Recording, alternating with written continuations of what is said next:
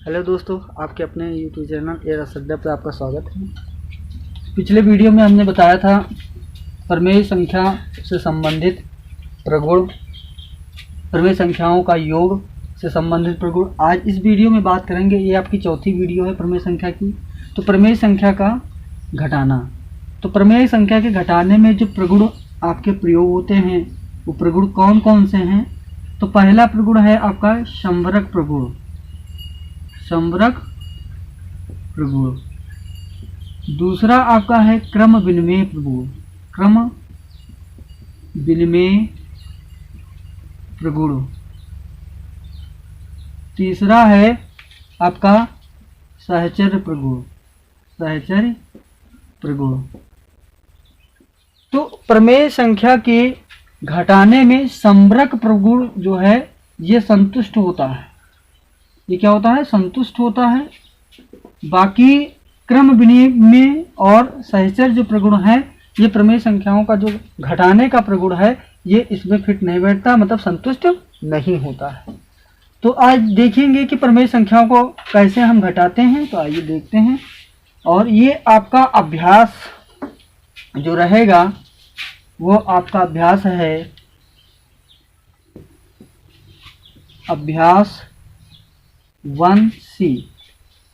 अभ्यास आपका है 1C। और कक्षा 8 के लिए है ये वीडियो। तो आइए सबसे पहले प्रश्न को हम करते हैं। पहला है हल कीजिए। पहला सवाल है आपका हल कीजिए, हल कीजिए।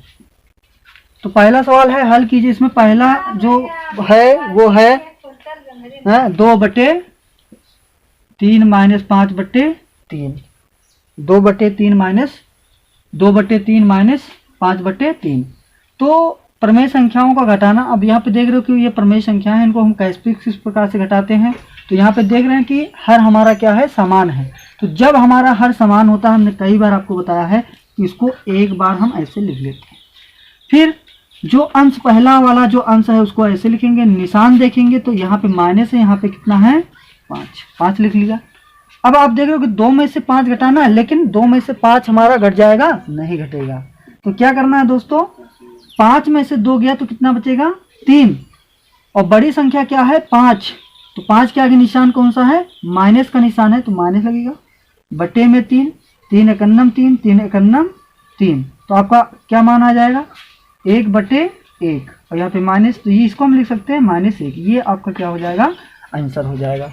ठीक है, मजा आ गया? ऐसे ही मजा आना चाहिए। ठीक है, तो चलिए दूसरा सवाल जो हल कीजिए में आपका जो दूसरा सवाल है वो आप करेंगे। तीसरा और चौथा सवाल भी आप करके बताएंगे कमेंट बॉक्स में कि किस प्रकार से इसका आंसर होगा। तो आंसर जरूर बताइएगा। ठीक है, दूसरा जो है सवाल आपका, दूसरा सवाल जो है उसमें बताया गया है निम्नांकित को संख्याओं की सहायता, संख्या रेखा की सहायता से सरल करके प्रमेय संख्या प्राप्त कीजिए। निम्नांकित को संख्या रेखा की सहायता से, तो संख्या रेखा की सहायता से, संख्या रेखा की सहायता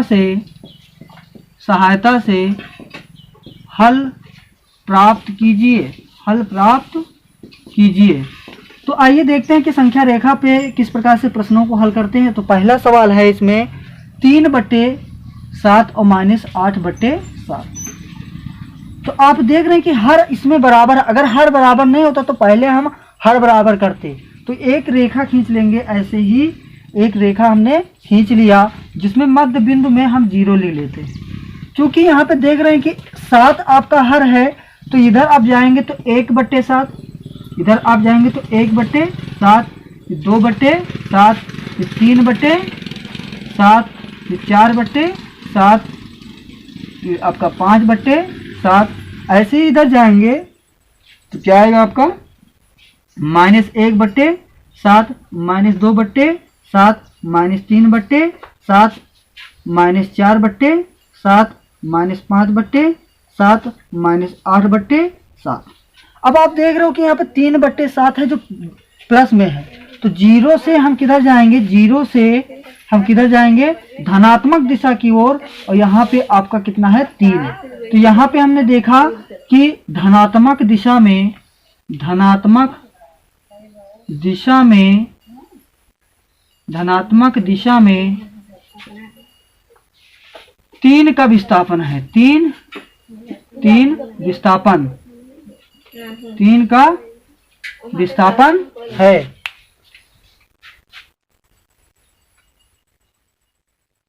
तीन का विस्थापन यहाँ पे आपको दिख रहा है, ठीक है। तो 3 का विस्थापन है। ऐसे ही अब देखेंगे कि देखो -8/7 है, तो 8/7 कितना जो है -8/7। तो यहाँ से गिनेंगे 1 2 3 4 5 6 7 8। तो इसको हम यहाँ से थोड़ा सा ऊपर ले जा रहे हैं और यहाँ तक हम आएंगे और ये जो विस्थापन होगा तो ये ऋणात्मक दिशा की ओर, ऋणात्मक दिशा में, इधर लिख देते हैं ऋणात्मक दिशा में 8 का विस्थापन। यहाँ पे -8/7 है, तो इसमें क्या है 7 का विस्थापन, सॉरी 8 का विस्थापन होगा। 8 का विस्थापन यहाँ पे मिल रहा है, ठीक है।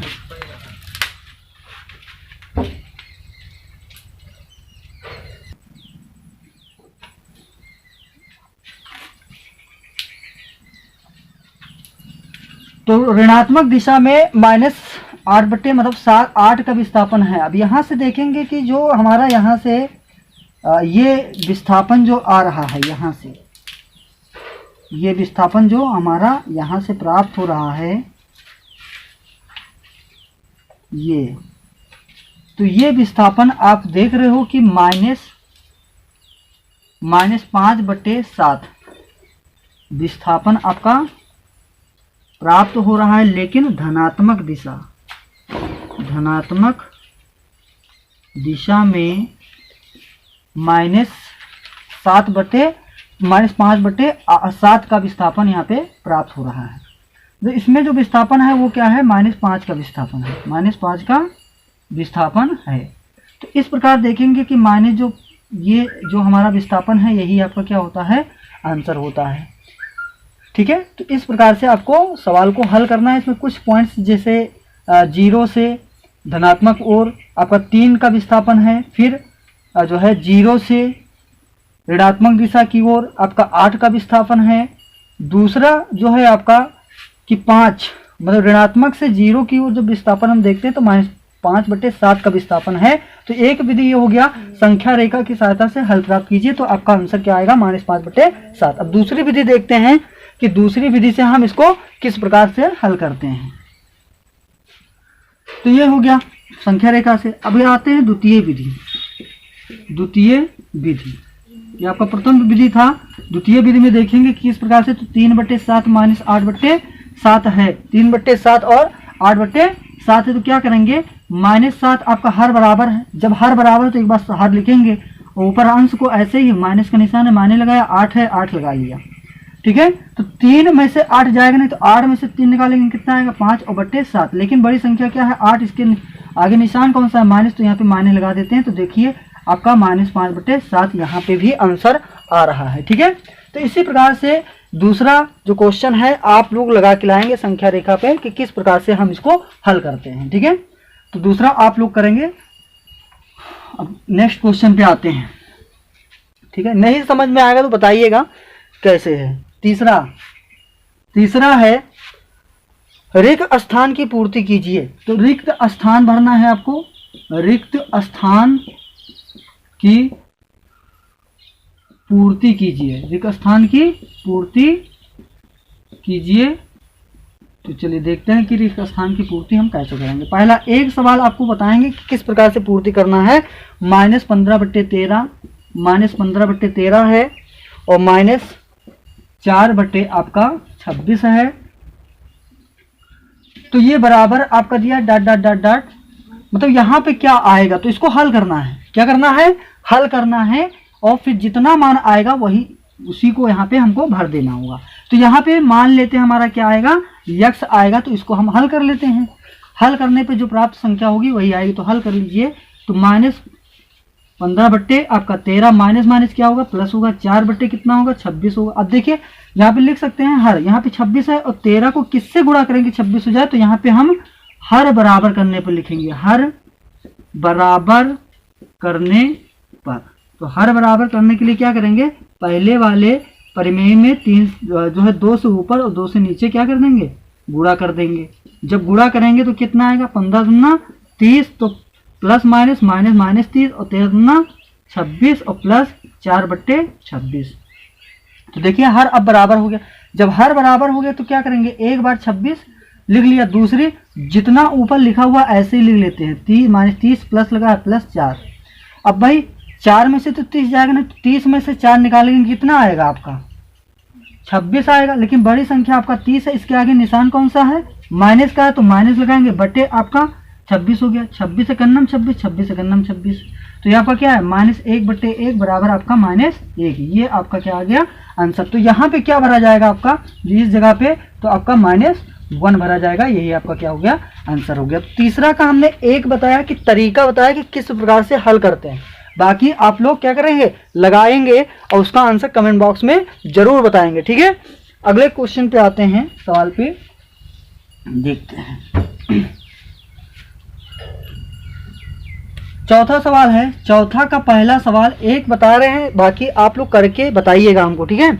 6/7 में कौन सी संख्या जोड़ें कि योगफल -2/9 हो जाए। 6/7 में कौन सी संख्या जोड़ें, कौन सी संख्या जोड़ें कि योगफल -2/9 हो, -2/9, ठीक है। तो कुछ नहीं करना है, मान लेंगे, हाल यहाँ पे लिख लीजिए, माना x जोड़ने पर, ठीक है। तो x जोड़ेंगे किसमें, 6/7 में कौन सी संख्या जोड़ें कि योगफल इतना हो जाए। तो भैया x जोड़ दीजिए, तो कितना आ जाएगा 7। 6/7 में कितना जोड़ोगे x, तो योगफल कितना आना चाहिए -2/9। तो इस अंक को एक तरफ और जो चर राशि है उसको एक तरफ कर लेंगे, तो 6/7 आपका आ गया, ये माइनस में है, इधर आएगा तो प्लस में 2/9 और बराबर आपका क्या आएगा -x आ जाएगा। हर बराबर नहीं है तो क्या करेंगे, अब हर बराबर नहीं है तो हर बराबर करने के लिए कुछ कर लीजिए, या तो हर बराबर करके आप लगा सकते हो, या तो ऐसे ही गुणनखंड करके लगा सकते हो। तो 7 × 9 जो हर है उसको ऐसे लिख लेंगे, और 9 छंग 54 होता है, आपका 54 हो गया, और प्लस 7 दूनी 14 और बराबर -x हो गया। अब क्या करेंगे इसमें कि जोड़ देंगे ऊपर वाला, तो 4 4 आपका कितना होगा 8 होगा, और 5 1 6 होगा, और 7 9 जो है 7 63 होता है, ये आया बराबर -x है। तो x की वैल्यू अगर यहाँ पे हम माइनस से गुणा कर दें, तो यहाँ पे लिख दीजिए माइनस से गुणा करने पर, जब गुणा करेंगे तो ये आपका क्या हो जाएगा, माइनस से चूंकि गुणा कर रहे हो इसमें, तो यहाँ पे माइनस से प्लस हो जाएगा, यहाँ पे क्या लग जाएगा माइनस लग जाएगा, तो यही आपका क्या हो जाएगा आंसर हो जाएगा 68/-68/63 आपका आंसर प्राप्त होगा। दूसरा भी क्वेश्चन सेम टू सेम है, तो इसको आप करके हमको बताइएगा, ठीक है। आगे सवाल पे आते हैं, ठीक है, आगे क्वेश्चन पे आते हैं 5वां नंबर का।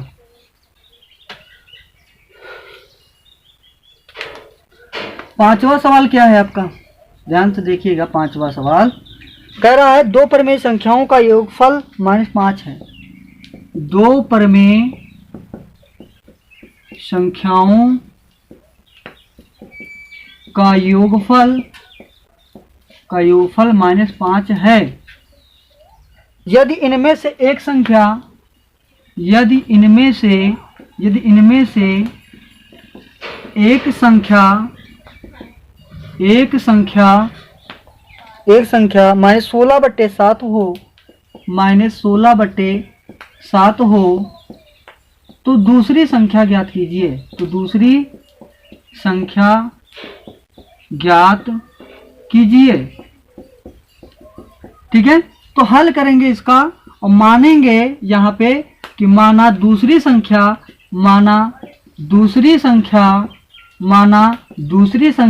x।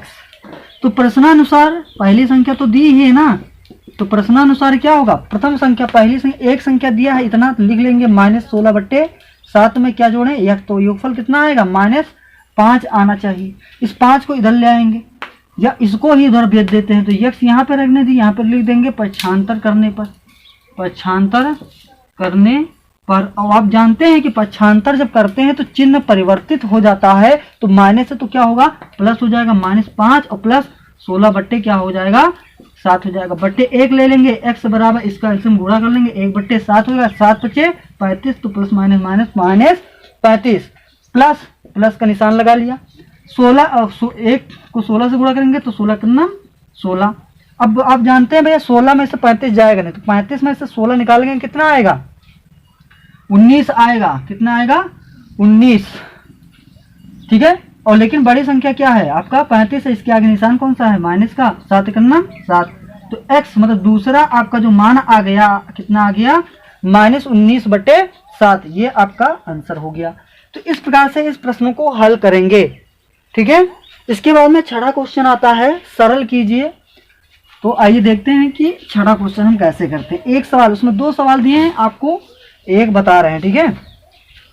तो छठा का आपका पहला है सरल कीजिए, सवाल है सरल कीजिए। तो पहला जो सवाल है उसको देखेंगे, 1/6 प्लस -2/5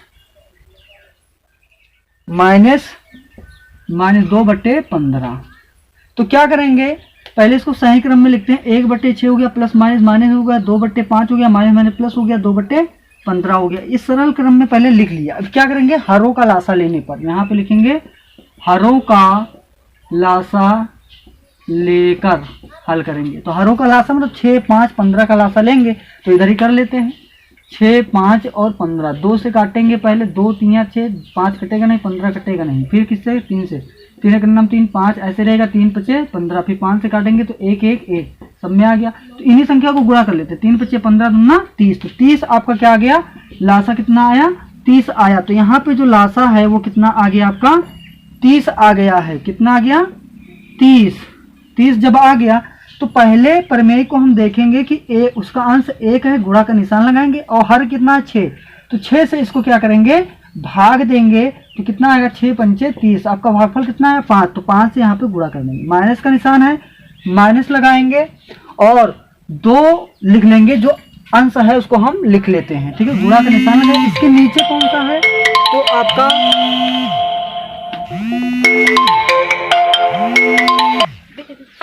अब उनके नमस्ते, तो आपका 2 हो गया, ठीक है।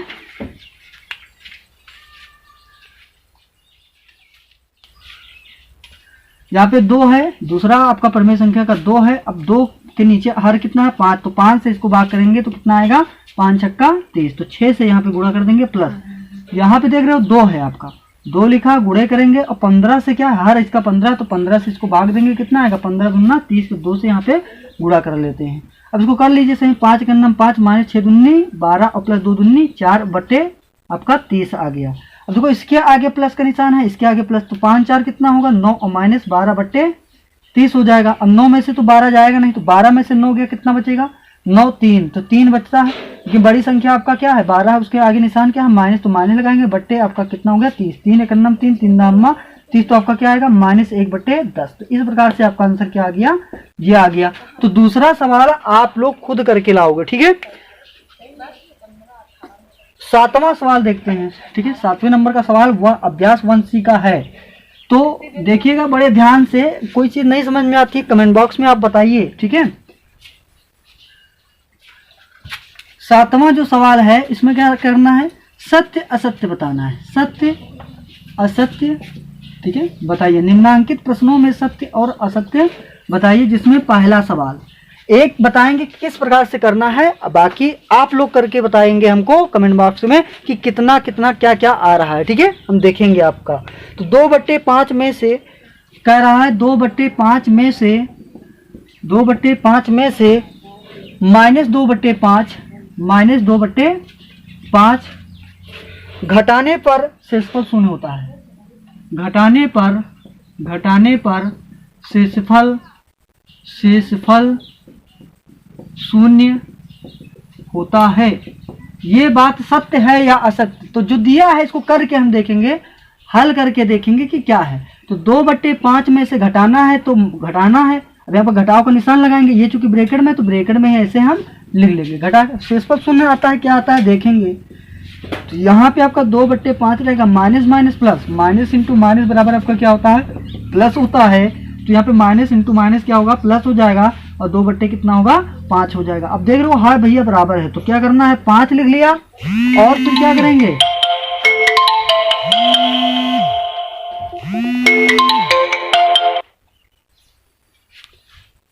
पाँच लिख लेंगे यहाँ पे, ठीक है, हर बराबर है तो 5 लिख लिया। इसके बाद में क्या करेंगे, ऊपर जैसा है वैसा लिख लेंगे, 2 + 2 आपका क्या होगा, 4 हो जाएगा। तो यहाँ पे आपका 4/5, तो 4/5 आपका आया। तो शेषफल 4/5, जबकि यहाँ पे क्या बता रहा है, शेषफल शून्य होता है, अर्थात ये क्या हो गया, असत्य हो गया। क्या हो गया, असत्य हो गया, ठीक है। तो 2/5 में से -2/5 जब घटाते हैं तो शेषफल शून्य होता है, इन्होंने कहा है। लेकिन ये बात असत्य है, क्योंकि हमने यहाँ पे लगा के आपको बताया कि कितना आ रहा है, 4/5 आंसर आ रहा है, इसलिए क्या है। तो इस प्रकार से 1C के अभ्यास प्रश्नों को हमने करवाया। अगर नहीं समझ में आया तो कमेंट बॉक्स में बताइए, फिर से हम बता देंगे। और जो क्वेश्चन हमने छुड़वाए हैं, जो क्वेश्चन हमने बताए हैं, आप बताना है उसको। इसके बाद में नेक्स्ट वीडियो मिलते हैं। ये चौथी क्लास थी आपकी, क्लास जो चौथी 1C। अब आपका अगला जो वीडियो रहेगा वो रहेगा प्रमेय संख्याओं का गुणा, प्रमेय संख्याओं का गुणा। तो वीडियो अच्छा लगे तो शेयर करिए, सब्सक्राइब करिए, अपने दोस्तों को बताइए, ठीक है। धन्यवाद, जय हिंद।